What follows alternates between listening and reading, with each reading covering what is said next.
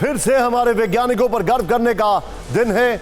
आप सोच रहे होंगे कि चंद्रयान 3 की लैंडिंग के बाद अब ऐसा क्या ऐतिहासिक काम हुआ, तो आपको बता दें कि यह रहस्य असल में चांद से नहीं बल्कि सूर्य से जुड़ा हुआ है। उस पर से पर्दा उठाने से पहले आपको चंद्रयान 3 से जुड़े 4 लेटेस्ट और दिलचस्प तस्वीरें दिखाते हैं। पहला वीडियो प्रज्ञान रोवर से जुड़ा हुआ है। चंद्रमा पर रोवर प्रज्ञान के सोलर पैनल ने काम करना शुरू कर दिया है। 2 सेगमेंट वाले विक्रम लैंडर के रैंप ने रोवर को नीचे उतारने में मदद की। इसी से रोवर को नीचे उतरना था बेसिकली। इसके बाद रोवर का सोलर पैनल खुल गया ताकि पावर जनरेट किया जा सके। गौर करने वाली बात यह है, अभी चांद पर मतलब अब मिलाकर 2 दिन मिलाकर तो टोटल 14 दिन सूर्य की रोशनी रहेगी, गर्मी रहेगी, तापमान बल्कि 55 डिग्री तक जाएगा और फिर एकदम ठंड हो जाएगी और तापमान -200 भी हो सकता है। इसरो ने आज शाम का यह वीडियो ट्वीट किया है। इसरो ने इससे पहले प्रज्ञान के सतह पर उतरने का वीडियो भी जारी किया था। इसमें देखा जा सकता है कि रोवर रैंप के सहारे धीरे धीरे चांद पर उतरा और वो बिल्कुल सही सलामत है।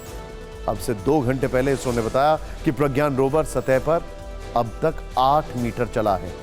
चांद पर 8 मीटर चलना बहुत बड़ी बात है। इसरो ने इसके अलावा एक और वीडियो लैंडिंग से ठीक पहले का शेयर किया। ये देखिए, जो अंदर के कैमरास थे उससे वो ऑन हो गए। विक्रम लैंडर ने जब सतह को टचडाउन किया उससे ठीक पहले की तस्वीरें हैं। इसमें एक नहीं, चांद पर बने कई छोटे बड़े गड्ढे जिसको क्रेटर्स कहते हैं वो नजर आ रहे हैं। ये चौथी तस्वीर भी देखिए। चंद्रयान 2 ने चंद्रयान 3 की तस्वीरें ली हैं। चंद्रयान 2 ने चंद्रयान 3 की तस्वीरें ली हैं। लैंडर जहां उतरा है, चंद्रयान 2 के ऑर्बिटर ने उस जगह की तस्वीरें खींचकर इसरो को भेजी है। ये असल में 2 फोटो हैं। बाईं तरफ वाली फोटो में जगह खाली है, जबकि दाहिनी फोटो में लैंडर ने ठीक इसी जगह लैंडिंग की थी। अब वो अपडेट जो चांद से नहीं सूरज से जुड़ा हुआ है। इसरो सूर्य पर स्टडी के लिए भी तैयारी तेज कर चुका है। हमने आपको 3 दिन पहले ही बताया था कि चंद्रयान के बाद भारत मिशन सूर्यान की लॉन्चिंग पर काम शुरू कर देगा।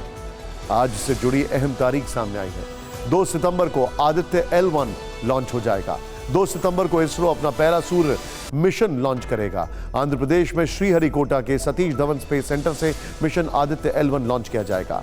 आपको ध्यान होगा, जब चंद्रयान 3 की सफल लैंडिंग हुई थी तो पीएम मोदी ने इसरो के वैज्ञानिकों को बधाई देते हुए उसी वक्त मिशन सूर्यान का जिक्र किया था। आदित्य L1 को जल्द लॉन्च करने का भरोसा जगाया था। हमने भविष्य के लिए कई बड़े और महत्वाकांक्षी लक्ष्य तय किए हैं। जल्द ही सूर्य के विस्तृत अध्ययन के लिए ISRO Aditya L1 mission launch करने जा रहा है। इसके बाद शुक्र भी इसरो के लक्ष्यों में से एक है। हम जानते हैं कि आप इस वक्त आदित्य L1 के बारे में और ज्यादा जानने के लिए बेताब होंगे, तो बिना देर किए आपको उसकी 4 खास तस्वीरें दिखाते हैं। इसरो ने ये 4 तस्वीरें 14 अगस्त को ही जारी कर दी थी। आप इन्हें देखकर यह अंदाजा लगा सकते हैं कि चंद्रयान के बाद मिशन सूर्यान भी फुल मोड में है और अब 2 सितंबर को पूरे देश को इसकी लॉन्चिंग का इंतजार है। भारत के लिए आदित्य L1 मिशन कितना स्पेशल है, TV9 भारतवर्ष के स्पेशल शो एंड 5 में विज्ञान एवं प्रौद्योगिकी मंत्री डॉक्टर जितेंद्र सिंह ने डिटेल में इसकी जानकारी दी है। 1 मिनट में उनकी पूरी बात सुनिए। सूर्ययान जो हमारा आदित्य L1 है वो जल्दी होने वाला है। मुझे लगता है शायद अभी तक जो शेड्यूल किया है 2 सितंबर का, कई बार आखिरी दिनों में तिथि बदल जाती है। वो हमारा एक आरंभिक प्रयास होगा सूरज के रहस्यों को समझने का। लेकिन जो गगनयान है उसकी पूरी तरह से तैयारी काफ़ी सक्षम है। हमें 3-4 साल की उसमें देरी हो गई कोविड की वजह से, तो हम पहला ट्रायल भेजेंगे जो खाली होगा, वो कुछ घंटे के लिए जाएगा, उसी इटरनरी से उसी रास्ते से आएगा वापस, क्योंकि जब उसको वापस आना है मानव को तो उसमें नेवी वालों का भी काम रहेगा, कोस्टल गार्ड का भी रहेगा, हो सकता है पानी में लैंड करे, वहाँ से बाहर भी निकल रहा है। उसके फिर कुछ महीने का जो दूसरा जाएगा उसमें एक मानव जीता जागता तो नहीं, रोबो होगा, और वो भी इस बार निर्णय हुआ कि महिला रोबो रहेगी। AI असिस्टेड, जिसका नाम रहेगी वायुमित्र। ओह। फिर हम असल में एक जीते जागते मानव को 1 या 2 को भेजेंगे। जितेंद्र सिंह ने हमें गगनयान के बारे में भी विस्तार से बताया था, जो आपने अभी सुना। लेकिन आदित्य की बात करें तो यह शब्द संस्कृत से लिया गया है, इसका अर्थ है सूर्य। और L1 क्या है, इसके बारे में भी आपको जानना चाहिए। L1 यानी लैग्रेंज पॉइंट। यह ऐसा पॉइंट है जो अंतरिक्ष में 2 पिंडों के बीच होता है, जैसे सूर्य और पृथ्वी के बीच एक खास लोकेशन। पृथ्वी से इस पॉइंट की दूरी करीब 15 लाख किलोमीटर है। इस खास लोकेशन को आप इस तस्वीर से भी समझ सकते हैं। इस पॉइंट पर सूर्य और पृथ्वी का गुरुत्वाकर्षण बराबर होता है, इसलिए यहां मौजूद अंतरिक्षयान स्थिर रहता है। बहुत कम ईंधन खर्च करके चीजों का अध्ययन कर सकता है। यहां का हॉलो ऑर्बिट ऐसी जगह है जहां ग्रहण का प्रभाव नहीं पड़ता है, जिसके कारण यहां से सूरज हर वक्त दिखाई देता है। आदित्य L1 लॉन्चिंग के 4 महीने बाद इसी हॉलो ऑर्बिट पर तैनात होगा और यहीं से सूर्य का अध्ययन करेगा। 1772 में फ्रांस के गणितज्ञ जोसेफ लुई लैग्रेंज ने इस पॉइंट की खोज की थी, इसीलिए लैग्रेंज पॉइंट इसे कहते हैं। अब हम आपको एक रिपोर्ट के जरिए बताते हैं कि इस मिशन की जरूरत क्यों है, सूर्य की स्टडी करके भारत को क्या हासिल होगा और इससे दुनिया को क्या लाभ होगा।